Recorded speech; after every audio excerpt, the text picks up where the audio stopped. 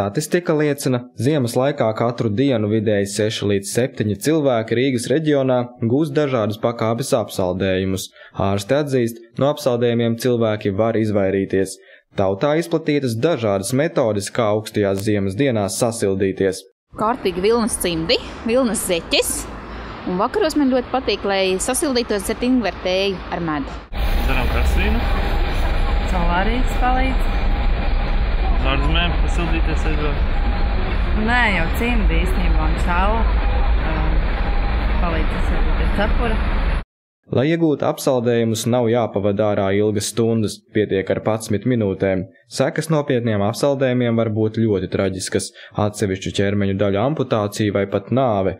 Lai izvairītos no nosalšanas, lieti nodara sanlaiku metodes, vilnas zeķītes un cimdi, kažokāras cepuras un daudzas citas lietas. Tomēr jārā jāpavada ilgstošs laika posms, piemēram, kā tas notiek ar medniekiem vai zemledus makšķerniekiem, tad nepieciešams meklēt arī citus risinājumus. Ir tā, ka stāv uz masta un vairs pirksti neklausa. Un stunda vismaz jāstāv un nāk zvērs un nav pārliecības, vai tie pirksti klausīs vai ne. Un vēl ir uz gaidi vairākas stundas, vai lapsa vai mežacūka jāgaida. Un arī vairākas stundas, pat 5 stundas vismaz jāgaida. Kā norāda mediķi, alkohols nav risinājums, lai sasildītos. Lielākie efekti dodot silta, noteikti salda tēja. Tomēr izrādās bez ietuntulēšanās biezos apģērba gabalos 21. gadsimtā ir pieejamas arī citas metodes, kā augstā laikā neapsaldēt rokas un kājas. Latvijā vienkārši grūti atrast tādus cimdus, kur man nesaltu. Vienkārši visādi piedāvājumi, bet man tādu vēl nav izdevies dabūt. Un tad man iznāca saskare ar roku sildītājiem.